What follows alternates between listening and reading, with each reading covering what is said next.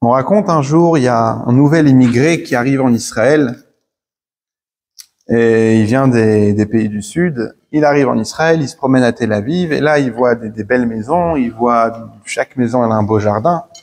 Il voit d'un jardin un pommier qui sort comme ça.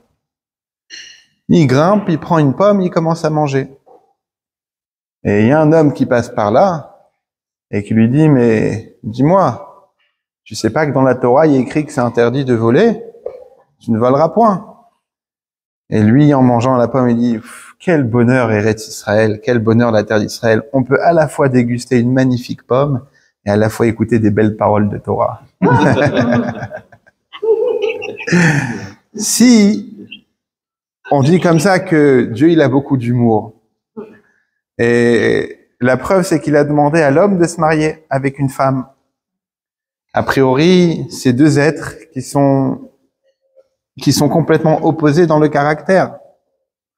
Jusqu'à aujourd'hui, on essaye de comprendre. La plupart des thérapeutes sont là à s'occuper des problèmes de ce qu'on appelle Shalom Bayit, la paix dans la maison. Et une des choses, un des éléments déclencheurs dans un couple qui peut entraîner des disputes, c'est quand un, il fait une reproche à l'autre. Un reproche à l'autre. Il va lui reprocher ci, il va lui reprocher ça, etc.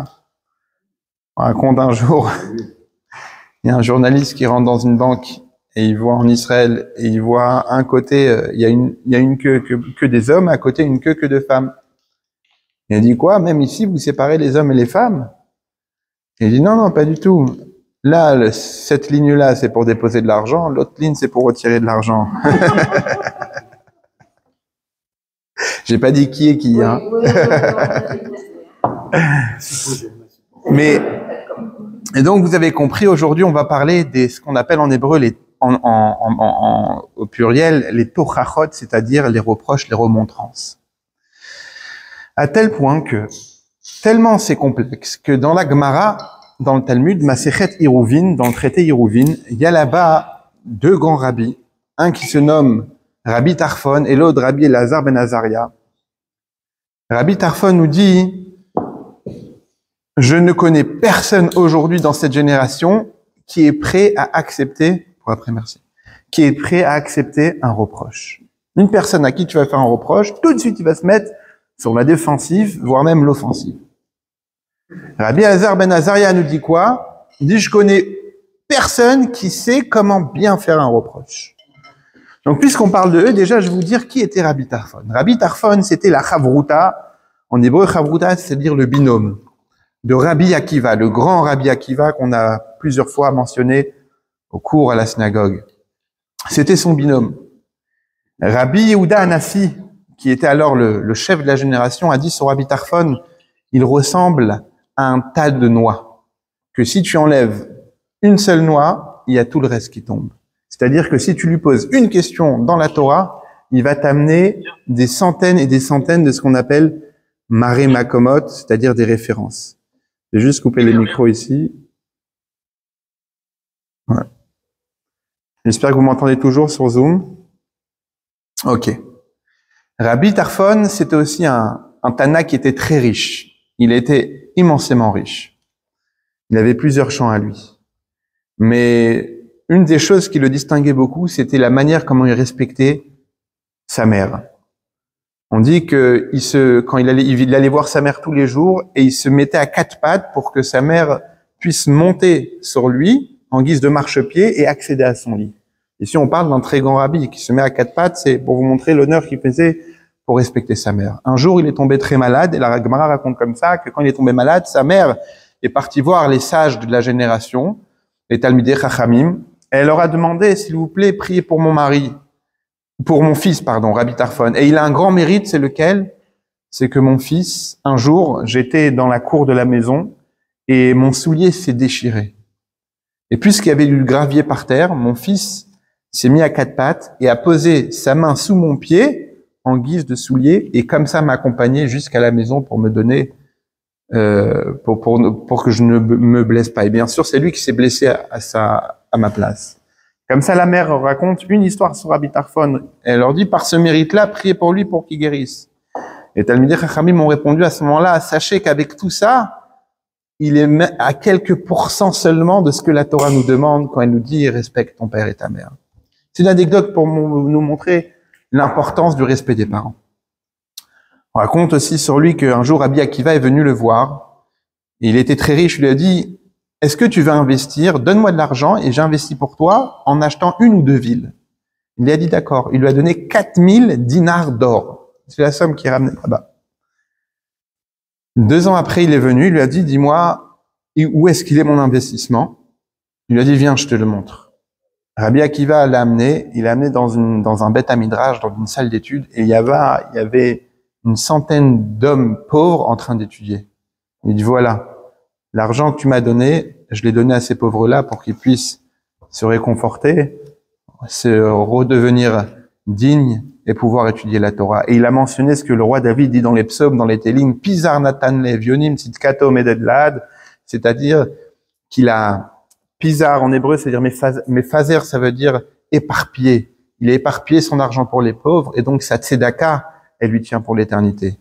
Et il est écrit que Rabbi Tarfon lui a dit à ce moment-là, à Rabbi Akiva, tu es mon rabbi, tu es comme mon père, tu es mon tzaddik. Et il lui a bien sûr encore redonné de l'argent pour distribuer aux pauvres. Ça, c'était Rabbi Tarfon. Et Rabbi Tarfon, qu'est-ce qu'il nous dit?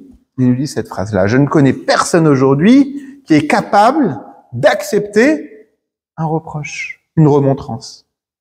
C'est vrai, on n'aime pas aujourd'hui recevoir un reproche, se faire remonter par quelqu'un ou autre. Et Rabbi Elazar ben Azaria, qu'est-ce qu'il nous dit? Rabbi Elazar ben Azaria, lui aussi, c'était quelqu'un de très riche, à tel point qu'on dit, pour estimer sa richesse, on dit que le maaser, c'est-à-dire le 10e de sa fortune, c'était, si je me trompe pas, 1200 veaux. Avant, à l'époque, la fortune s'était estimée avec les bêtes à cornes. Et donc, pour vous dire un petit peu la fortune qu'il possédait, le patrimoine qu'il possédait. Et Rabbi Yehuda Nassi avait dit comme exemple sur lui, il ressemble à un marchand d'épices. Que quand on lui demande une question de la Torah, il va sortir tout le midrash, tous les Haggadot, toutes les histoires, tout. Il va pas seulement donner l'épice, mais ça va être rempli de parfums comme un marchand d'épices, pour nous montrer la grandeur de son érudition. Et Rabbi Elazar ben Azaria dit comme ça, moi je connais personne dans notre génération qui est capable de faire un reproche comme il se doit. Pourquoi je vous raconte tout ça? Parce qu'aujourd'hui on commence cette semaine un nouveau sefer, un nouveau livre, une nouvelle paracha, la paracha d'Evarim.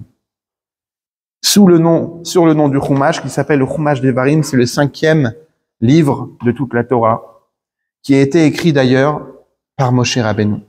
Les 5 premiers livres, Bereshit, Shemot, Vaikra, Bamidbar, ce sont des livres que Dieu a écrits, que Dieu nous a donnés du ciel, et que Moshe nous a transmis. Le 5e livre, comme indique le début de l'introduction de la paracha, El Advarim, Asher Diber, Moshe, El Ben Israël, voici les paroles que Moshe a parlé aux enfants d'Israël.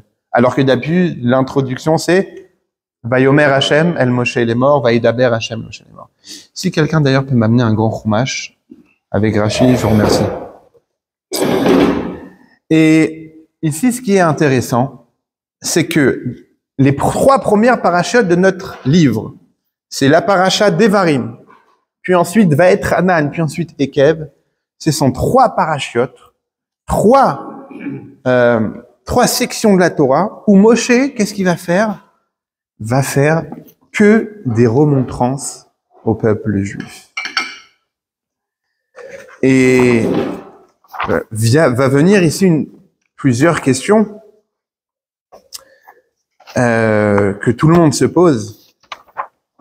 Pourquoi Moshe Rabbeinu, alors qui est jusqu'à présent un homme qui a toujours défendu le peuple juif face à Dieu, si on peut dire. Quand Dieu a voulu détruire le peuple juif, Moshe Rabbeinu s'est mis au travers. Il s'est même mis en gage. Il a dit, si tu détruis ce peuple-là, dans ces cas-là, efface-moi de ton livre. Moshe Rabbeinu qui n'a jamais fait de reproche au peuple juif, alors qu'ils lui ont fait voir des murs et des pas vertes. Ils lui ont fait voir toutes les couleurs. Ils se sont rebellés contre lui. Ils lui ont manqué de respect. Ils ont parlé sur lui, sur son épouse. Jamais Moshe, pendant 40 ans qu'il a guidé le peuple, n'a jamais fait aucune remontrance. Et là, maintenant, 5 semaines avant de quitter ce monde, 5 semaines avant sa mort, on est dans le mois de Shvat, il est décédé le Zayin Adar, le 7 Adar, le mois de Purim. 5 semaines avant son départ de ce monde-là, il trouve que des reproches à faire. En général, vous allez dans une société, au travail, un homme qui part, qu'est-ce qu'il fait? Qu'est-ce qu'on lui fait? Un homme qui a travaillé dans la boîte pendant longtemps, on lui fait un pot de départ. Qu'est-ce qu'on va dire dans le pot de départ? On va le féliciter, on va lui dire des bonnes choses.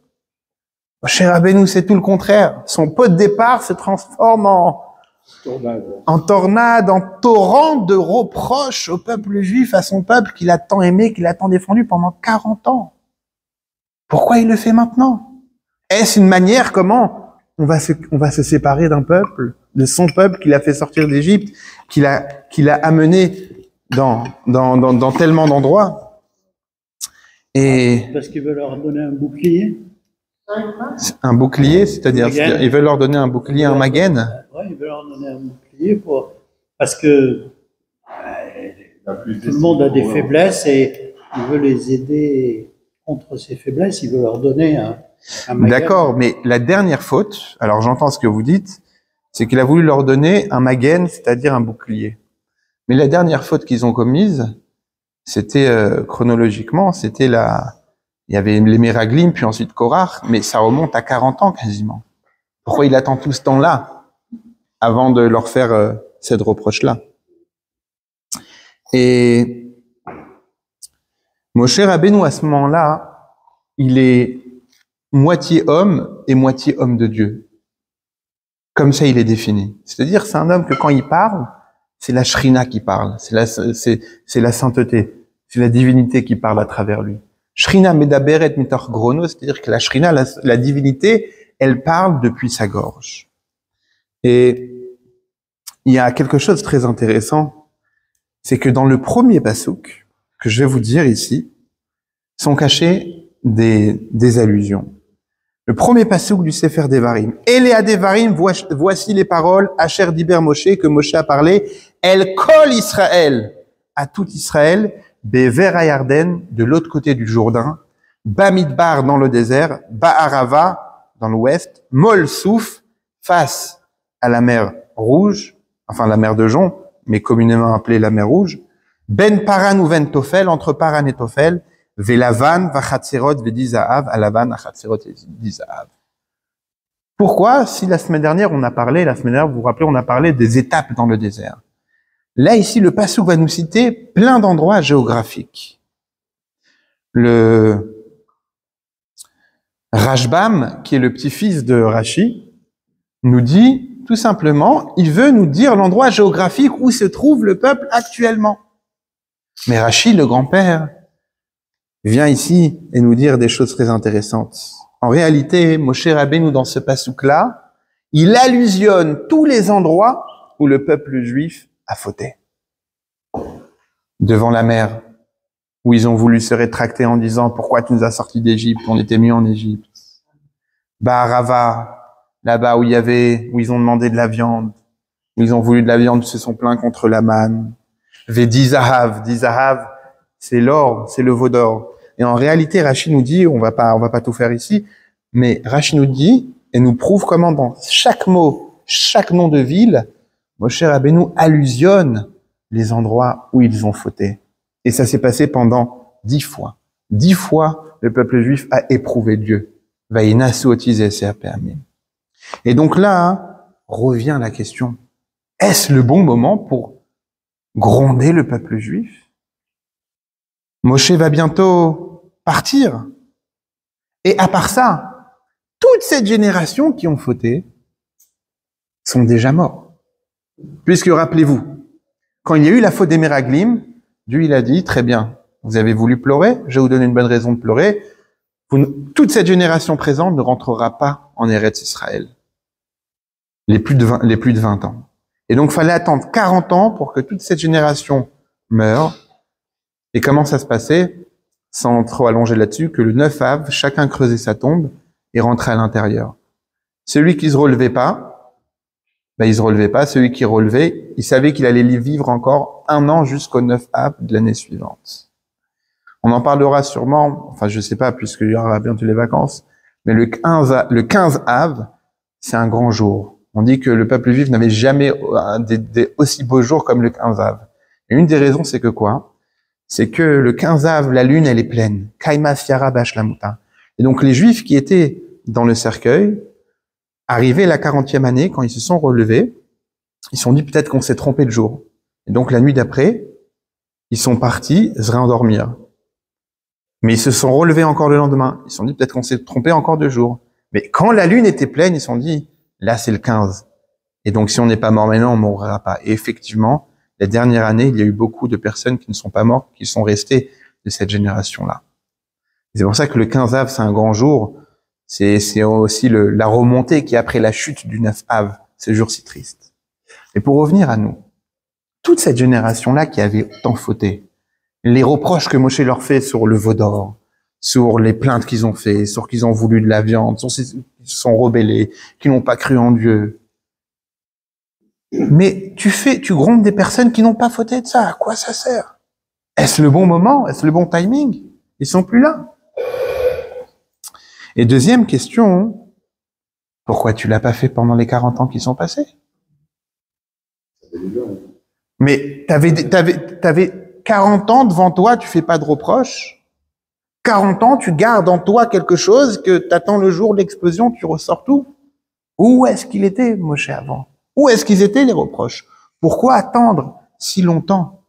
Et seulement 5 semaines avant de quitter ce monde-là pour faire des reproches? Pourquoi ne pas quitter sur un ton joyeux? Quand on est en voyage, quand on est invité chez une personne, ou on va quitter une personne. D'ailleurs, il y a une halakha qui dit que quand deux personnes se rencontrent, ils se quittent, en se quittant, ils doivent dire une halakha, c'est-à-dire une loi juive. Comme ça, ils se quittent sur quelque chose de joyeux. Parce que la Torah, ça rend joyeux. L'étude de la Torah rend joyeux. Et Moshe Rabbeinu, ici, profite de cette occasion-là. Au lieu de partir sur un beau ton, ici, c'est tout le contraire. Il est gronde en leur disant ça. Exactement, ils se souviennent, et donc on en parle de ça. Rashi, alors on va le voir ça, mais Rashi il nous donne une réponse très belle. Il nous dit en réalité, Moshe, il a appris de son grand-père Yaakov Avinu. Souvenez-vous, Yaakov, c'est le 3e des patriarches, que lui a eu 12 enfants, que son 11e enfant, Yosef, s'est fait capturer, jeté dans le puits, puis ensuite enlevé, est devenu vice-roi d'Égypte. Pendant 22 ans, il n'a pas vu son fils. Puis ensuite, son fils devient le prince d'Égypte. C'est lui qui gouverne l'Égypte et qui a réussi à surmonter la famine qu'il y a dans le monde, sauf en Égypte. Et donc, Yaakov descend en Égypte pour voir son fils quand il apprend qu'il est vivant. Et à ce moment-là, il y a quelque chose qui se passe. C'est que juste avant de mourir, qu'est-ce que Yaakov y fait? Il rassemble ses 12 enfants. Et à chacun, il va lui dire quelque chose. Mais, il va commencer par le premier, l'aîné. Comment il s'appelle l'aîné? Réhouven. Réhouven, il a fait une erreur dans sa vie, c'est que quoi? C'est qu'il a changé les lits de son père. Ça veut dire que Yaakov, il était marié avec 2 femmes, Rachel et Léa. Il aimait plus Rachel que Léa, on avait fait tout un cours là-dessus. Et Réhouven, c'était le fils de Léa. Et qu'est-ce qu'il a fait un jour? Quand il a mis le lit de son père dans la tente de sa mère pour qu'il passe la nuit avec sa mère. Et c'était pas à lui de faire ça, et c'était une erreur qu'il avait fait. C'est-à-dire de quoi je me mêle, sans entrer trop dans les détails. Yaakov n'a rien dit pendant tout ce temps-là. Il s'est énervé un petit peu sur le moment, mais avant de mourir, c'est là qu'il lui fait la tochacha, la reproche sur ça. Il lui dit à Réhouven, Bilbel Yetsue Avir, c'est-à-dire que tu as embrouillé le lit de ton père, et il lui reproche de faire ça. Et donc Rashi nous dit, Moshe fait la même chose. Il fait pas de reproche pendant tout ce temps-là, il attend la fin pour faire un reproche. Pourquoi? Il dit comme ça, pourquoi Yaakov n'a pas fait le reproche plutôt à son fils? Vous savez pourquoi? De peur que s'il fait le reproche à son fils va mal le prendre et va dire, puisque c'est comme ça, je vais chez mon oncle, chez Esav, qui n'était pas dans le bon chemin. Et Yaakov, il a eu peur de ça. Il s'est dit, si je fais un reproche à mon fils, s'il va pas l'accepter, je vais perdre mon fils. Il va quitter le bon chemin à cause de ça. Je vais attendre la fin. Et avant de mourir, bien sûr, le reproche, il va passer beaucoup mieux. Et une deuxième chose que le fils va se dire, c'est que, imaginez-vous, je donne un exemple qui change de contexte, mais vous êtes invité chez une personne et le repas se passe mal et pendant tout le repas, la personne va vous poser des questions, va vous mettre mal à l'aise. Vous revenez un deuxième Shabbat, ça va être la même chose. Vous allez plus vouloir être invité chez lui. C'est-à-dire, à chaque fois, il va me ressortir la même chose, la même gaffe que j'ai fait tel jour, tel jour. Et c'est ça que Yaakov, il a pris en compte. Il a dit, si je fais le reproche maintenant à mon fils, mon fils va se dire, mon père, il va pas me lâcher avec cette histoire-là, j'en ai marre, crise d'ado, je claque la porte, je pars. Et Yaakov, il a eu peur de ça, il s'est dit, je vais attendre le dernier moment, comme ça mon fils va se dire, et en même temps, je vais lui faire le reproche une seule fois, et deuxièmement, c'est un moment d'émotion fort, et la tochacha, le reproche, la remontrance, va passer plus crème, comme on dit, va passer beaucoup mieux. Et Moshe se dit la même chose. Si j'avais, Rachid nous explique comme ça, si Moshe avait fait le reproche beaucoup plus tôt, avait dit à ce peuple-là, vous êtes comme ci, et vous êtes comme ça, et vous êtes mauvais, etc. Qu'est-ce qu'ils auraient fait le peuple juif? On dirait, attends, pendant 40 ans, on va être bloqué encore avec toi, tu vas nous le ressortir à chaque fois. Allez, bye, on va ailleurs, on va prendre quelqu'un d'autre. Qu'est-ce qu'il fait Moshe Rabbeinu? Il dit, non, je vais garder toute la famille avec moi. Je vais prendre sur moi et je vais attendre le beau moment pour le faire. Et parlons justement un petit peu du Shulchan Aruch. Qu'est-ce que dit le Shulchan Aruch par rapport aux remontrances? Il est écrit comme ça, déjà dans la Torah, où est-ce que c'est écrit qu'il faut reprocher? Ça veut dire que reprocher, c'est à la fois très dur, mais à la fois la Torah nous demande, dans Sefer Vayikra, Ochiach tochiach et amitecha, tu dois reprocher et remontrer ton ami. Comme c'est écrit. Lo tisna et achicha bilvavecha, tu ne détesteras pas ton frère dans ton cœur. Ochiach tochiach et amitecha, tu feras des remontrances et des reproches à ton prochain. Velo tissa la frette, et tu ne porteras pas de faute sur lui. Ça veut dire que quoi? Le Ramban Nachmanide, Rabbi Moshe bar Nachman, il écrit comme ça. Ça veut dire que si tu fais pas le reproche à un ami qui est en train de faire une erreur, c'est toi qui prends, c'est comme si c'est considéré comme si c'était toi qui as fait la faute sur toi. Il ne peut pas se remettre en question. En plus, et c'est un petit peu comme on peut dire non-assistance d'une personne en danger. Maintenant, que dit le Shulchan Aruch? Le Shulchan Aruch, Rabbeinu Hazaken Siman Kuf Nun Vav nous dit comme ça. Quand un homme, il faute envers son prochain, une personne qui a fauté envers son prochain, il faut pas garder la rancœur en toi. Tu dois lui dire. Tu dois lui dire, tu sais ce que tu m'as fait, ça se fait pas. Si tu acceptes, par contre, t'es mochel, comme on dit, c'est-à-dire tu pardonnes, tu peux pardonner. Mais il faut que tu pardonnes dans ton cœur, que tu ne gardes aucune rancœur. Shulchan Aruch continue, nous dit comme ça. C'est lui maintenant qui voit son ami qui a fauté ou qui est parti dans un chemin qui n'est pas bon. Il y a une mitzvah sur lui de le ramener dans le bon chemin. Jusqu'à 100 fois, tu dois lui faire la reproche. Jusqu'à qu'il te frappe, comme ça est écrit.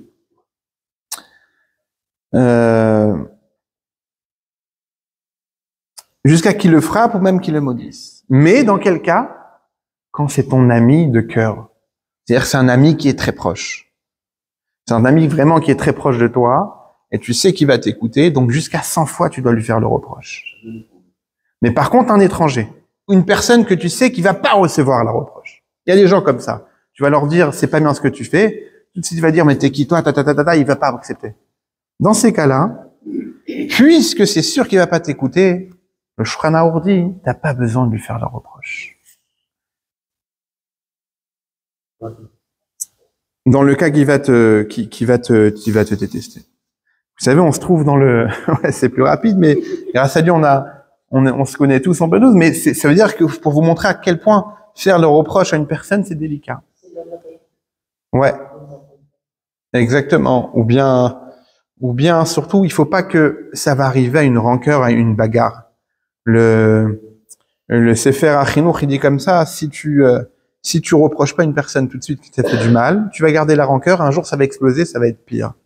Alors que mieux vaut cicatriser la plaie tout de suite plutôt que d'attendre, ça va s'infecter, et il faudra shalom amputer. On se trouve actuellement dans cette période, justement, ce soir c'est Rosh Chodesh Av, la période qu'on appelle Ben Hametzarim, entre le 17 Tammuz et le 9 Av. C'est une période de deuil. Il n'y a pas de mariage. Il y a pas de, on n'écoute pas de musique, on boit pas de vin, on ne mange pas de viande pendant ces 9 jours-là. Parce qu'on se rappelle la destruction du temple, des 2 temples du Beth Amikdash. Et c'est ramené comme ça que quand Dieu il a voulu détruire le temple, écrit comme ça qu'il a dit, dans la Masechet Shabbat, c'est ramené comme ça, que jamais Dieu il a fait une promesse sur laquelle il est revenu sur lui. C'est quoi?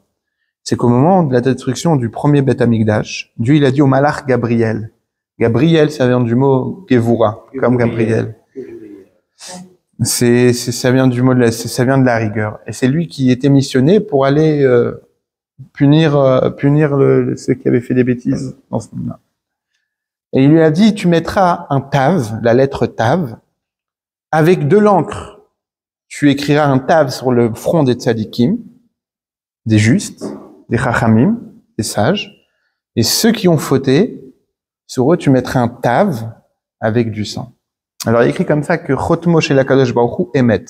La signature de Dieu, c'est le mot Emet, qui veut dire vérité. Pourquoi? Une vérité c'est éternel, Dieu il est éternel.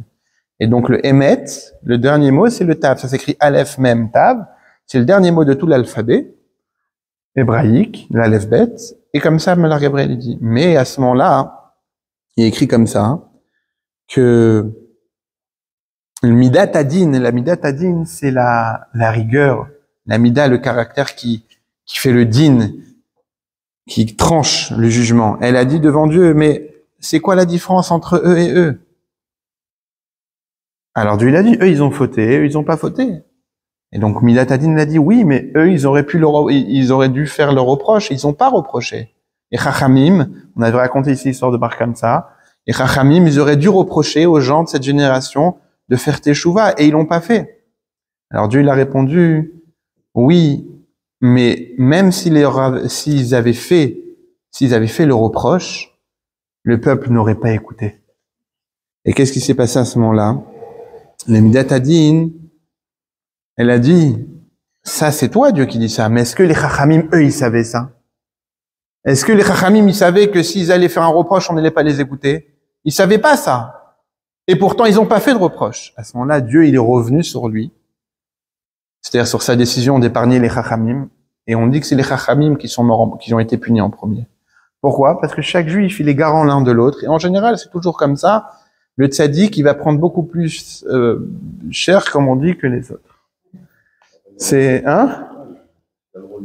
parce qu'il est exactement, et donc, pourquoi je vous ramène ça? Qu'on voit ici qu'ils auraient pu faire, de là on apprend qu'ils auraient dû faire la Tochacha même si on n'allait pas les écouter. Regardez-moi. Et donc, la question, elle revient ici. Pourquoi Moshe dans ces cas-là, si on voit que c'est important de faire un reproche et remontrer aux gens, montrer le bon chemin, pourquoi Moshe attend 40 ans pour faire des reproches au peuple juif? Vient Rashi dans Pasuk Dalet et nous donne une très belle réponse. Et il dit comme ça, qu'est-ce qu'il dit le Pasuk Dalet, c'est-à-dire le 4e Pasuk? Achare akoto et Sichon melech Emori asher yoshev becheshbon ve'et Og melech Bashan asher yoshev b'ashterot be'edrei.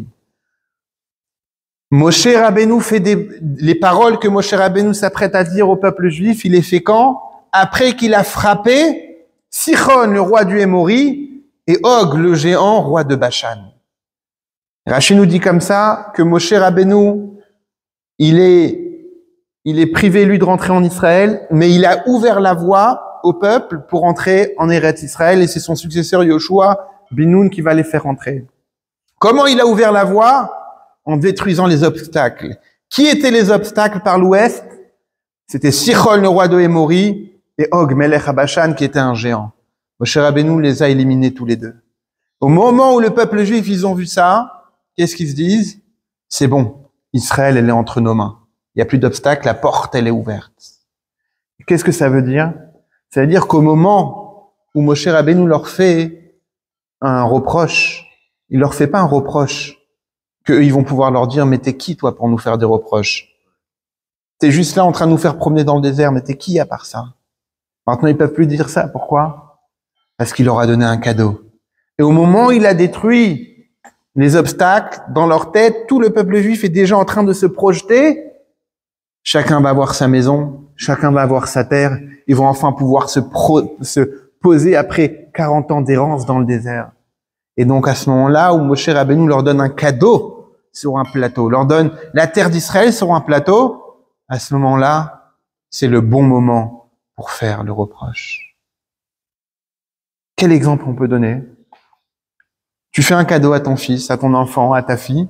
Au moment où tu fais le cadeau, tu dis, tiens, je te donne ça, mais fais attention, hein. Par contre, je compte sur toi à l'école. Je veux plus d'histoire comme il y a eu. C'est ça. Je veux dire, au moment où tu donnes le cadeau, le reproche, il est facile. Il est plus facile. Et donc là, ce Rashi, là, en réalité, il vient nous dire, cette réponse de Rashi, il vient nous dire quoi? Il vient nous montrer la manière comment on peut faire un reproche. Arriver chez un homme, à sec, et lui dire, t'es mauvais, et tu es comme ça, et tu es comme ci, tu es comme ça. Alors à ce moment-là, l'homme, il va pas reprendre. Mais si tu commences, et t'es bien avec lui, et tu lui donnes un cadeau d'abord, à ce moment-là, le reproche, il peut passer. Et il écrit comme ça, il y a une très belle, il y a un Midrash d'Evarim Rabbah qui dit comme ça. On a lu il y a pas longtemps la paracha de Balak. Balak, c'est qui? C'est un roi qui a voulu maudire le peuple juif. Il a fait appeler, il a demandé il a fait appel au service de Bilam, qui est un sorcier. Et Bilam, au lieu de maudire le peuple juif, qu'est-ce qui est sorti? Des bénédictions de sa bouche. Et donc, le Midrash Rabbah, il dit comme ça, ça aurait dû être le contraire. Les reproches, ça aurait dû être Bilam qui fait les reproches au peuple juif. En disant, ils ont fait des avérotes, ils ont fait ci, ils ont pas écouté Dieu, etc. Et les bénédictions, c'est à Moshe de les faire. Moshe, c'est le rabbi.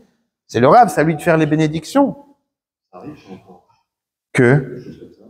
C'est-à-dire? Il y a des phénomènes un peu comme ça, genre, si on est bien droit dans ses comptes, et des personnes qui nous veulent du mal, des fois ça se retourne sur elles, ça fait des touches. Bien sûr, ouais, bien sûr. Alors, si on est protégé, alors ce qui s'est passé, c'est que là, Dieu, il a changé les bénédictions, les malédictions en bénédictions. Bien sûr, bien sûr. Mais maintenant, le Midrash, il dit, ça aurait dû être le contraire. Ça veut dire quoi? C'est-à-dire que Moshe, il fait les bénédictions, et Bilam, lui, il fait les reproches. Qu'est-ce qu'il dit le Midrash Rabbah? Pourquoi c'est le contraire? Parce que si Bilam, il aurait fait des reproches au peuple juif, vous avez fait le veau d'or, vous êtes plein de la manne, etc. Qu'est-ce que le peuple juif leur aurait dit? Mais lui, il nous déteste. C'est pour ça qu'il nous fait des remontrances. Et qu'est-ce qui se passe quand une personne, elle te déteste, qu'elle te fait des remontrances? Ça rentre même pas dans ton oreille. Tu dis, mais lui, il me déteste, déjà. À quoi ça sert que je l'écoute? Et c'est pour ça qu'en réalité, c'est Moshe Rabbeinu qui fait les remontrances. Et il les fait après avoir donné le cadeau d'Israël. Il leur donne la clé d'Eretz Israël. Et puisque le cadeau, il est là, le cadeau, il est présent, alors à ce moment-là, le peuple juif, ils disent, oui, Moshe, il nous aime, donc on va écouter les reproches. Et les reproches qu'il leur fait, c'est pas pour l'avenir, pour répondre à ce que vous avez dit tout à l'heure. C'est pas pour l'avenir qu'il leur fait. Il résume l'ensemble des erreurs qu'ils ont fait, il les met en garde. Attention, de quoi l'homme, il est capable. Attention, de quoi la morale d'un homme, où est-ce qu'elle est limitée et dans quoi elle peut trébucher. Et quelles sont les 3 raisons qu'un homme n'accepte pas le reproche? Un homme avec un grand H. Tout d'abord, c'est parce que quand on va faire le reproche à une personne, l'homme, il se sent menacé. Tout de suite. C'est-à-dire que la femme qui va dire à son mari pourquoi tu fais ci, pourquoi tu es comme ça, etc. Le mari va traduire ça, je suis zéro, je vaux rien, etc. C'est comme ça que le mari l'entend. Et donc, tout de suite, paf, il va se mettre soit sur la défensive, soit sur l'ignorance, il va ignorer totalement, ou bien lui-même, il va devenir offensif, mais toi aussi t'es comme ci, toi aussi t'es comme ça. C'est les querelles de couple qu'on entend tous les jours. La deuxième raison pourquoi une personne, elle n'accepte pas les remontrances, c'est que quoi?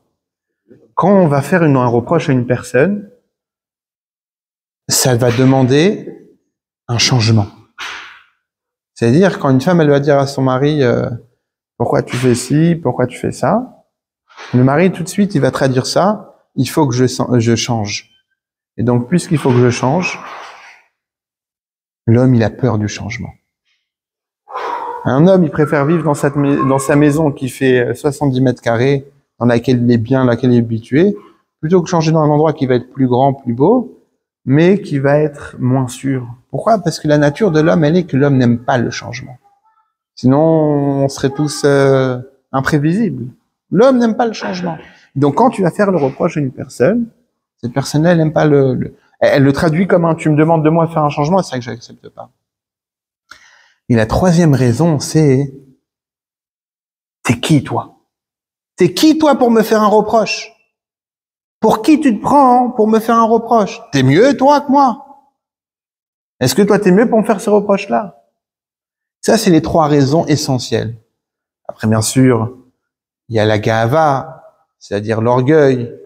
Il y a parfois tu te dis que la personne qui est en face de toi, elle n'est pas à ta place, elle peut pas comprendre. Il y a plein de raisons, mais les trois raisons essentielles, c'est surtout ça. On se sent menacé, donc on attaque, on sort les griffes, on nous demande un changement et on n'est pas prêt de faire un changement. Sinon, tout le monde serait au régime, tout le monde ferait du sport, tout le monde fait, mais les changements, c'est difficile. Et troisièmement, on est toujours sur l'offensif en disant, mais t'es qui, toi, pour me reprocher? Est-ce que t'es à ma place? Et vient ici le secret de Rashi.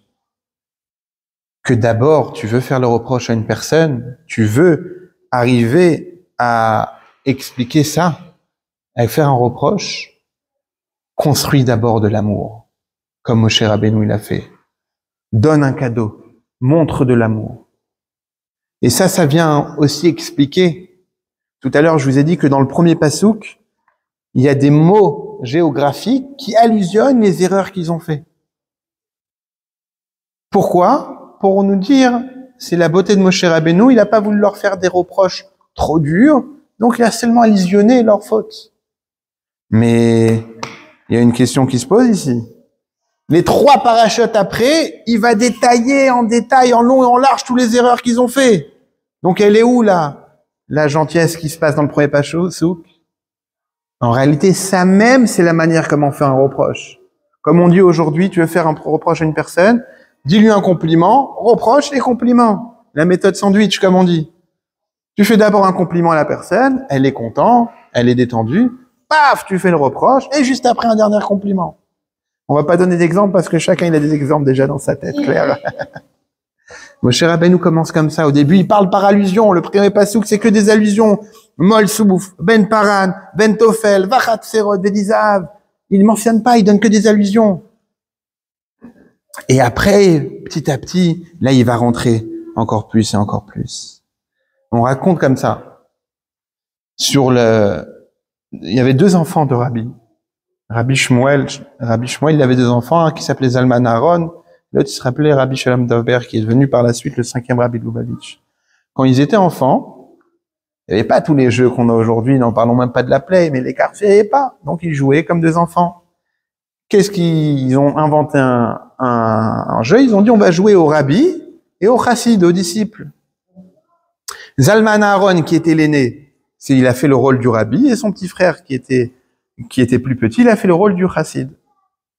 Et qu'est-ce qu'ils font? Ils font le rôle, ils jouent une scène, le Chassid, le disciple qui va voir son Rabbi, dit « Rabbi, j'ai fauté, j'ai fait une erreur. » Quoi? Et il dit « j'ai fait une avéra, une transgression pendant le Shabbat. » Et l'enfant qui joue le rôle du Rabbi lui dit « Très bien, je vais te donner un tikkun, c'est-à-dire une réparation. Tu étudieras à nouveau par cœur les lois du Shulchan Aruch sur le Shabbat. » La mère, qui était la rabbinite Rivka, qui avait vu cette scène-là, elle a attendu quelques jours et elle a dit à son fils, Shalom Dovber, elle lui a dit, alors, tu as fait le tikkun que le rabbi t'a dit? Ton frère t'a dit? Il lui a dit non. Il dit, pourquoi? Elle lui dit, parce que c'est pas un vrai rabbi. Il dit, mais d'où tu sais que c'est pas un vrai rabbi? Il lui a dit, parce qu'un rabbi, quand on va le voir et on lui dit, j'ai fait une faute, avant de donner le tikkun, qu'est-ce qu'il fait? Il soupire. Pourquoi il soupire? Pour montrer que c'est dur pour lui. Et on raconte une autre histoire avec Reb Michel Mizlotchov. qui était un jeune homme. À l'époque du Baal Shem Tov, c'était un jeune homme, mais qui était d'une grande érudition, très très fort. Un jour, il était dans la synagogue, dans le Beth Midrash, la maison d'études, en train d'étudier. Il entend une personne qui va chez le Rav et qui dit au Rav, j'ai fait une grande erreur pendant Shabbat. J'ai fait une avéra pendant Shabbat, qu'est-ce que je peux faire pour réparer ça? Il détaille sa faute. Et le Rabbi, le Rav de la synagogue, de la choule, lui dit, écoute, pour la peine, pour réparer ta faute, vendredi prochain, c'est toi qui sponsoriseras les bougies de la synagogue. Il n'y avait pas l'électricité comme aujourd'hui, chacun amenait des bougies pour le vendredi soir. Lui, c'est toi qui amèneras les bougies. Yechiel Michel de Zlotchov, qui était alors un jeune homme qui entendait ça, il dit, mais une si petite réparation pour une faute qu'il a commise tellement forte, c'est rien ça. Vendredi suivant, quand il est venu, cet homme-là, amener dans la synagogue les bougies, à peine il les a allumées, quelques minutes après, il y a un chien qui est venu qui a mangé toutes ces bougies. Et donc il les a toutes éteintes. Quand cet homme-là, il a vu ça, il a dit, ça veut dire que de mon ciel, dans le ciel, on veut pas accepter ma teshuva, ma repentance. La semaine suivante, qu'est-ce qu'il a fait? Il est venu encore une fois, il les a allumés, et il est resté à côté pour les protéger. Et là, il y a quelque chose de surnaturel qui s'est passé, c'est qu'au lieu de fondre en 4, 5, 6 heures, ils ont fondu en 5 minutes. Tellement il était peiné, il est parti voir le Baal Shem Tov, qui était le tzaddik. Il est parti voir le Baal Shem Tov, il lui a raconté tous les faits. Le Baal Shem Tov, il a dit, je pense qu'il y a un jeune homme qui n'est pas d'accord avec le tikkun, la réparation que le Rav t'a donnée. Ce jeune homme, c'est un tel, il a dit, c'est Yechiel Michel de Zlotchov, appelle-le, j'ai envie de lui parler. Quand ce jeune homme-là, qui était un grand étudiant, un grand Talmid Chacham, il a entendu ça, il s'est dit, bien sûr, j'allais voir le Rabbi. Il a commencé le voyage, il s'est fait vendredi. Sauf que le cocher s'est trompé de route. Et donc, le temps passe. C'est bientôt Shabbat. Et ils sont toujours pas sur la bonne route.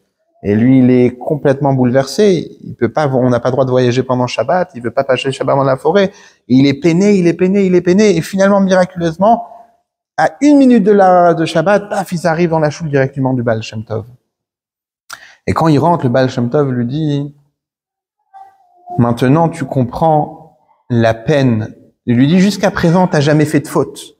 Donc, tu peux pas comprendre le sentiment d'une personne qui a une faute, qui a commis une erreur, qui a fait une avéra. Tu peux pas la comprendre. Et maintenant que t'as failli faire une faute, commettre une avéra en voyageant pendant le Shabbat, tu peux comprendre le mal que ce juif-là, il a eu. Et là, il a compris, et le Shabbat d'après, les bougies ont été consumées, etc. Ça veut dire quoi? Qu'est-ce que ça veut dire? Ça veut dire qu'avant de faire un reproche, faut d'abord ressentir. Et faut ressentir la personne et surtout savoir est-ce que c'est le bon moment de ça. Et il écrit comme ça que Moshe, c'était qui? C'était le frère de Aaron. Aaron, il était connu, on en avait fait tout un cours là-dessus, pour son amour du peuple juif. Ohev shalom verodef shalom. Il aimait la paix pour chasser la paix. Et le Pirkei Avot ramène sur Aaron, il écrit Ohev et abriot ou mekarvan la Torah. Soit comme Aaron, il y a un rabbi qui dit comme ça, un Tana qui dit dans Pirkei Avot, soit parmi des élèves de Aaron à Cohen, Ohev et abriot aime les créatures ou mekarvan la Torah et rapproche à la Torah. Et le rabbi fait un diouk, c'est-à-dire une précision. Là-bas, il écrit d'abord aime les créatures, aime la création de Dieu, aime les hommes, aime les personnes, aime l'être humain. Une fois que tu l'aimes, à ce moment-là, tu peux le rapprocher. Mais tu sais pas, en voyant un homme, tu lui dis, tiens, viens, fais telle mitzvah. D'abord, aime-le. Et ensuite, là, tu peux le rapprocher de la Torah. Et pourquoi Moshe Rabbeinu, il a fait ça? D'où est-ce qu'il a appris ça?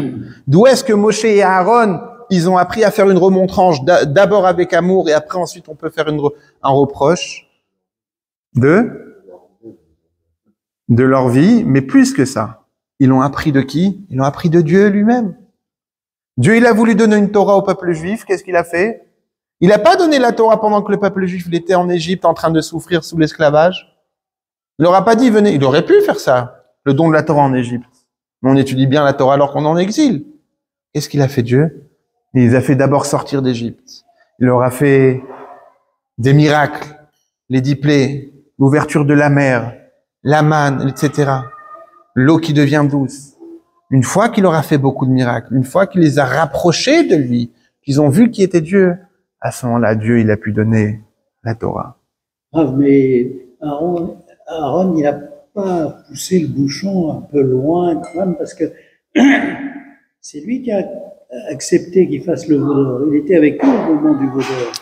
Alors, et ça, c'était par amour, il leur faisait pas de reproches et il laissait faire tellement. mais alors pas vraiment. Alors justement, on dit que Aaron Cohen n'a pas fauté dans le veau d'or. Pourquoi? Parce que Aaron Cohen, il a poussé, il a reporté un jour. Il leur a dit Chag Hashem Machar, demain c'est la fête de Dieu. Pardon. Aaron, qu'est-ce qu'il a fait quand ils sont venus voir les Juifs? Les Juifs, ils sont venus voir Aaron, ils ont dit Aaron, ton frère Moshe, il redescend pas de la montagne. On veut un nouveau guide. Aaron, il sent qu'il y a de la tension grave. Qu'est-ce qu'il fait? Il leur a dit, attendez jusqu'à demain. Demain, on va faire c'est un meilleur jour pour faire la fête pour Dieu. Chag Lashem Machar. C'est la fête pour Dieu demain. Pourquoi il dit attendez demain? En espérant que son frère revienne. Qu'est-ce qu'il leur dit d'autre? Il leur dit, vous voulez construire un veau d'or? Vous voulez construire un nouveau manig? Allez demander, amenez-moi Nizme Zahav, des boucles d'oreilles en or, des anneaux en or. Exactement. Il s'est dit, le temps, qu'est-ce qu'ils vont faire? Ils vont aller chez leur femme, ils leur disent, donne-moi ton or. Les femmes, est-ce qu'une femme, elle sépare facilement de ses bijoux? Non. Et donc, Aaron voulait gagner du temps. Donc, c'est pas Aaron qui leur a conseillé de faire le veau d'or. Aaron, il a tout fait pour gagner ça. Vraiment. Mais il a tout fait pour les empêcher. Il pouvait pas les empêcher.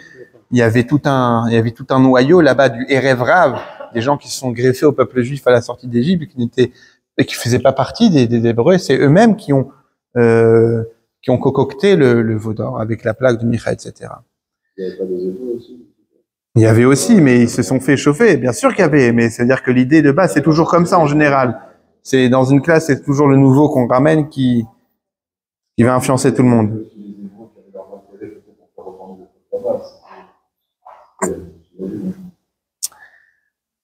C'est comme une histoire d'un homme que pendant 2 mois, il avait un travail, il a perdu son travail. Pendant 2 mois, il était à la maison au chômage, en dépression. Et après ces 2 mois-là, il va à la synagogue, il rentre dans la synagogue et c'est l'office. Et pendant l'office, c'est le moment de la kedusha, qu'on dit Nagdishar venaritzar kenoam siach. Donc tout le monde doit se lever, mettre les pieds joints comme les anges. Donc lui, il arrive à ce moment-là à la synagogue, il s'assoit, ça arrive la kedusha, tout le monde se lève et lui reste assis. Là, il y a quelqu'un qui lui crie et tout le monde lui fait signe, nous, lève-toi, qu'est-ce que tu fais assis? Et lui, il a répondu comme ça, il dit, pendant 2 mois, j'étais à la maison en dépression, j'avais pas d'argent, j'étais au chômage. Personne n'est venu me voir, ça a dérangé personne. Mais que je reste assis pendant la kedusha, là, ça vous dérange? Ça veut dire quoi? Ça veut dire que tu veux reprocher à une personne? Très bien. Mais est-ce que, déjà, tu l'aimes vraiment, cette personne-là? Faire un reproche, c'est facile. Imaginez-vous quand vous êtes rabbin de communauté, faire un reproche à un membre de la communauté. Comment c'est dur. Mais faire un reproche, faire le reproche tel quel, c'est facile. Mais la question, si tu sais que la personne ne va pas le recevoir, parce qu'il n'y a pas d'amour derrière, parce qu'il n'y a pas Oev et Tabriot, il faut d'abord que la personne, elle ressente l'amour. Va voir cette personne-là pendant les 2 mois à la maison, essaye de l'aider, etc. Quand il y a une synagogue, là, tu pourras lui dire, écoute, lève-toi. Parce que tu lui as montré vraiment de l'amour qu'il y avait dedans. Et juste pour clôturer, on a parlé de la mitzvah de la paradouma, de la vache rousse, qu'on prenait ses cendres, qu'on aspergeait une personne qui était devenue impure à cause du contact d'un mort. Shlomo Amelech, l'homme le plus sage de tous les temps, il a dit, cette mitzvah-là, elle est incompréhensible. Pourquoi? Parce que le Kohen qui prenait ses cendres de la paradouma, de la vache rousse, pour asperger la personne qui était devenue impure, ce Kohen devenait à son tour impur, et l'autre devenait pur. Après eux, c'est incompréhensible. Mais maintenant qu'on a expliqué tout ce inyan de la reproche, on comprend mieux paradouma. Tu veux rendre pure une personne? Dans ces cas-là, faut que tu veux résoudre un problème, faut que toi-même tu fasses partie du problème. Tu peux pas être en haut de ta tour d'ivoire et dire aux gens qu'est-ce qui va pas, qu'est-ce qu'il faut faire, etc. Pareil pour quand il y a eu le déluge. Avant que Dieu il envoie le déluge dans le monde de Maboul, il écrit Vayered Hashem Vayar. Dieu il est descendu pour voir. Et tout le monde s'interroge. Dieu il voit tout. Il a besoin. Pourquoi la Torah nous précise que Dieu il est descendu pour voir? Parce qu'avant de juger, avant de décider quelque chose, c'est d'abord voir de ses propres yeux. C'est une manière de dire, avant de faire un repos, tu veux rendre pure une personne, sache que toi, tu dois être prêt à te rendre impur toi-même. Ça, c'est ce qu'on apprend de la Paradouma.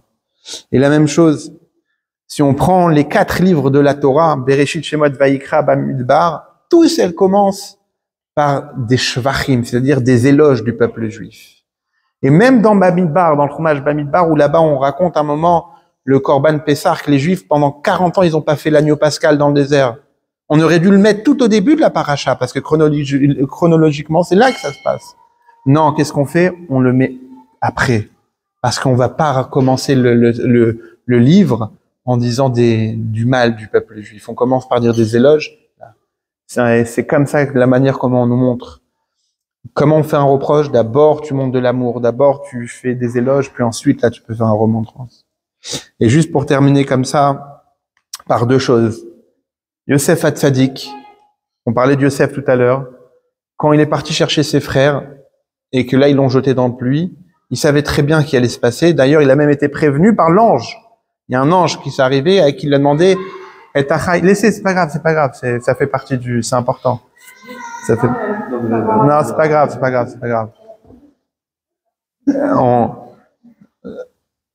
Le Yosef, il va chercher ses frères sous l'ordre de son père et il sait très bien que ses frères l'aiment pas et qu'ils ont comploté contre lui.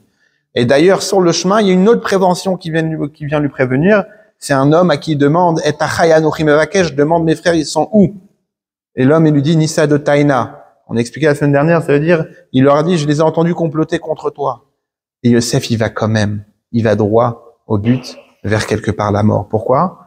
Pour être lui-même un exemple. Qu'est-ce que c'est le respect des parents? Ça veut dire quoi? Tu veux dire à quelqu'un comment il faut être? Sois d'abord cette personne-là comment il faut être. Et ça n'existe pas de dire à son fils, à son enfant, qu'est-ce qu'il faut faire, et toi ne pas l'être. Fais ce que je dis, ne fais pas ce que je fais. Ça ne marche pas. Et Yosef Hatzadik nous montre que d'abord il faut être un exemple vivant. Et c'est pour ça que malgré qu'il savait qu'il allait souffrir, comme son père lui a demandé quelque chose pour le respecter les parents, il est parti jusqu'au bout. Et pour terminer, puisqu'on parle du 9 Av, on dit comme ça que le soir du Seder, l'enfant il pose les 4 questions. Oui? Pourquoi cette nuit elle est différente de tous les autres? Pourquoi on va tremper dans le salé? Pourquoi on mange la matzah? Pourquoi on boit à coudé? On mange à coudé? Et le 9 Av, le fameux Manishtana. Et le 9 Av, pourquoi il n'y a pas un Manishtana le 9 Av? Pourquoi le soir du 9 Av, l'enfant il pose pas aussi des questions? Pourquoi on pleure? Pourquoi on jeûne? Pourquoi on est assis par terre? Pourquoi on est endeuillé? Pourquoi il n'y a pas de ces questions? On peut expliquer que le soir du Seder, on est attablé, il y a une bonne ambiance, il est écrit qu'il faut mettre les affaires en argent sur la table, on est accoudé, il y a les 4 verres, il y a une ambiance de chérout, de liberté. Là, à ce moment-là, tu peux poser des questions et tu peux donner des réponses. Mais ne viens pas poser des questions dans une situation où on est endeuillé, où on est assis par terre, où on jeûne, où on pleure la destruction du temple. La même chose. C'est? Ouais. On peut le dire comme ça. Et donc, là, c'est ce que Moshe Rabbeinu nous apprend, que tu veux faire un reproche, tu veux faire avancer ton partenaire, tu veux faire avancer ton collègue, tu veux faire avancer ton mari, ta femme, ton frère, construis ton reproche. Fais-le d'abord avec amour. Donne un cadeau. Le cadeau, c'est pas seulement physique. Et fais des compliments. Construis ton compliment. Et là, je peux vous dire que le reproche, il passe beaucoup plus facilement. Beaucoup plus que quand il est assis sur le canapé et l'autre qui est en train de faire la vaisselle ou autre. Et que Dieu fasse. J'ai dit l'autre, j'ai pas dit elle ni lui.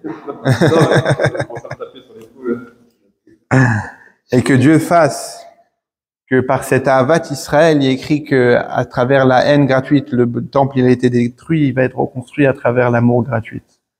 qu'on puisse avoir cet amour à Avat Israël, et par cet amour du prochain, on va mériter la construction du 3e Beth Amikdash, Bimei Rabbi Amenu, Amen.